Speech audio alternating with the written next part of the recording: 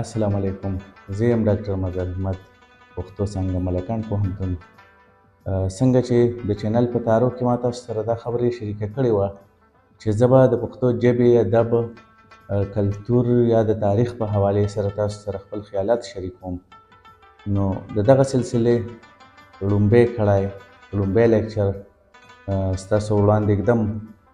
هیله لرم چې ما ته پرې فیډبیک راکوئ او خوښ به مو شي. زما د ننني لیکچر موضوع ده تعلیمي نفسیات. د ټولو نه وړاندې زه دا خپل لیکچر په 3 حصو کې تقسیموم. هغه دا ده چې یو تعلیم څه ته وایي، نفسیات څه ته وایي، او بیا تعلیمي نفسیات څه ته وایي.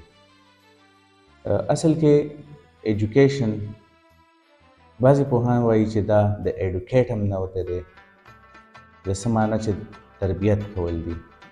خو بعضې پوهان وایي چې نه، دا د ایډوکاری نه وتی دی. څه ایډوکاری چې دی نو هغه بهر راویستو ته یا یو انر څیز، یو دننه څیز راڅرګندولو ته ایډوکاری وایي. خو بیا وروسته پوهانو دا هم ویلي دي چې دا د ایډوسیری نه وتی دی او ایډوسیری لارښودنې ته وایي.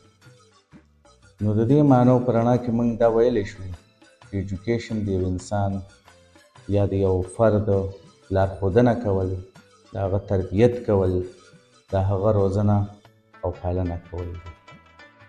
اصل کې په هر یو انسان کې څه نه څه صلاحیتونه پیدایشي توګه پیدا شوي وي، خو دغه صلاحیتونه بهر راویستل، دغه صلاحیتونه پالیش کول، دا اجاګر کول، دا د تعلیم و تربیت کار دی.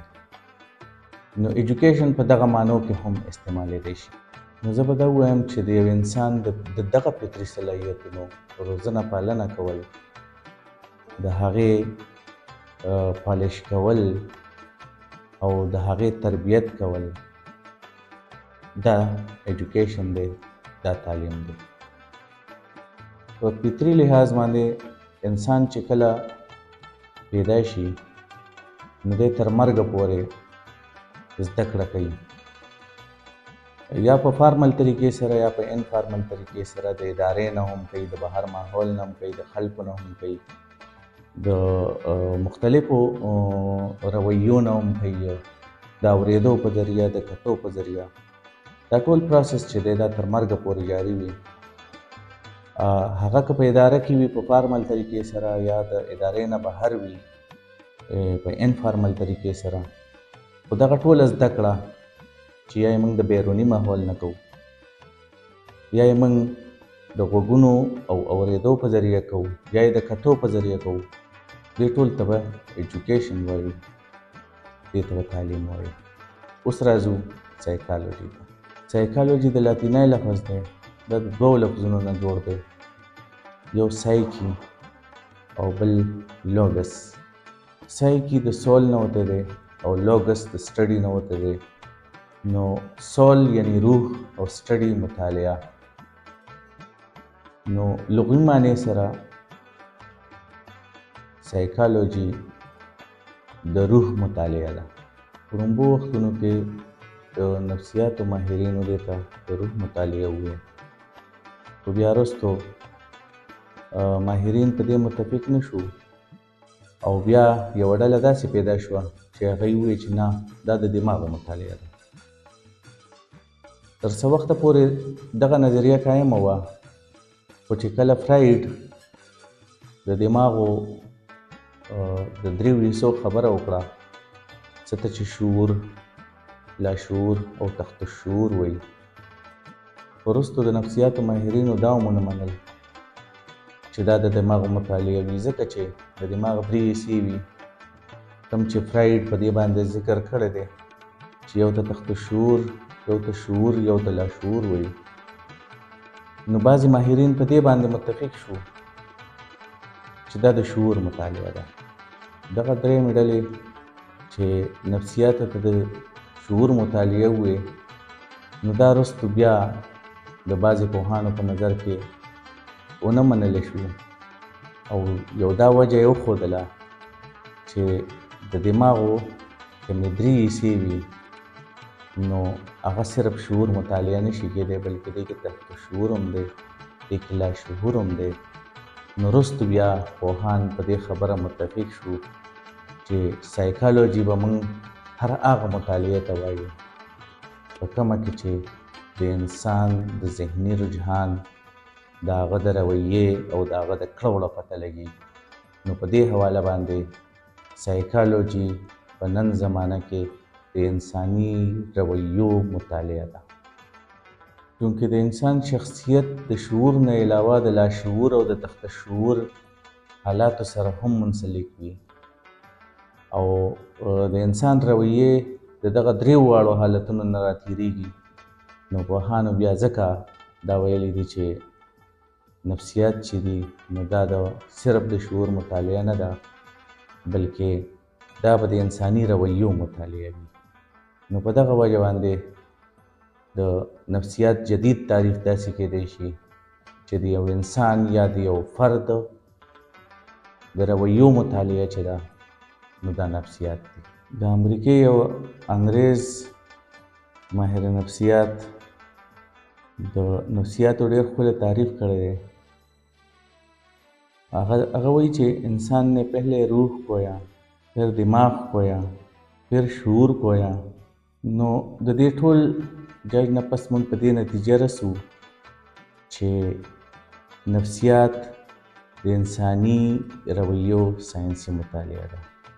نو په دغه حواله موږ ویلی شو چې نفسیات د انساني رویو هر اړخیزه ساینسي مطالعه ده. دې کې په خصوصي توګه د یو انسان ذهني سطح معلومولی شي او د هغه د رویو مطالعه کېږي چې دی څنګه ژوند تېروي او د ده رویې څنګه دي. دا د سایکالوجي مختصر غوندې تعریف شو. اوس راځو تعلیمي نفسیات ته. او تعلیمي نفسیات یا ایجوکیشن سایکالوجي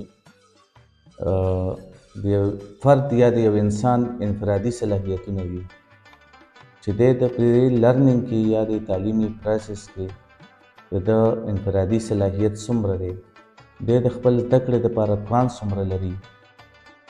دې کې موږ دا هم ګورو چې یو فرد څومره زر په یو خبره پوهېدی شي او ورسره دا هم کتی شي چې هغه کوم عوامل دي د کومو په ذریعه چې دی ښه پوهېدی شي، د ده د زده کړې دا پروسس په کومه طریقه باندې بهتر نه بهتر طریقې سره کېدی شي. په تعلیمي نفسیات کې په خصوصي توګه دا کتلی کېږي چې یو فرد قابل ولې دی، یو فرد نالایقه ولې دی، د یو فرد انفرادي صلاحیتونه د یو بل نه جدا ولې دي. نو په دغه حواله د یو استاد دپاره تعلیمي نفسیاتو زده کړه دا ډېره ضروري ده. په تعلیم و تعلم کې یو استاد تر هغې پورې خپل تدریس مؤثر نشي جوړولی تر کومې پورې چې هغه د طالب علم یا د فرد ذهني صلاحیت یا ذهني سطحې تمرکز شوی نه وي، د هغې نفسیاتي مطالعه نه وي کړې، د هغه رجحانات، د هغه صلاحیتونه یې نه وي کتلي، تر هغې پورې هغه خپل کوم علم چې دی، خپل کوم هنر چې دی، هغه په مؤثره طریقه دغه طالب علمانو سره نشي شریکولی. په دې کې د طالب علم رجحان، د ده ذهني صلاحیتونه، جسمانی، روحاني او اخلاقي صلاحیتونه دا ټول کتلی کېږي. که زه دا ووایم چې په تعلیم و تعلم کې استاد له نصاب نه مخکې د شاګرد مطالعه کول ضروري دي، نو زما په خیال چې بده به نه وي.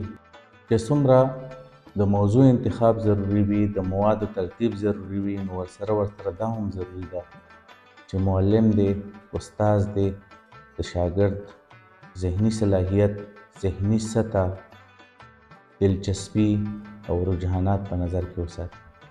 د انسان ذهن، سوچ او خیالات په ژوند کې یو ډېر اهم کردار ادا کوي او کوم خیال چې د انسان په ذهن کې راشي نو هغه عمل ته مجبوره کوي. بلکې زه به دا ووایم چې د هر عمل شاته یو سوچ وي، یو فکر وي یا یو مقصد وي. همدغه سوچ، همدغه فکر، همدغه مقصد انسان په دې مجبوره کوي چې هغه دې عمل وکړي او دغه عمل په شا باندې همدغه مقصدیت موجود وي. په دې موجوده لیکچر کې ما تاسو سره په تعلیم، په نفسیاتو او په تعلیمي نفسیاتو باندې بحث وکړو. انشاءالله په راتلونکي لیکچر کې به زه کوشش کوم چې ادب او د نفسیاتو خپلې کې اړیکې ضرورت او اهمیت څومره دی. ما سره اوسئ. الله پامان.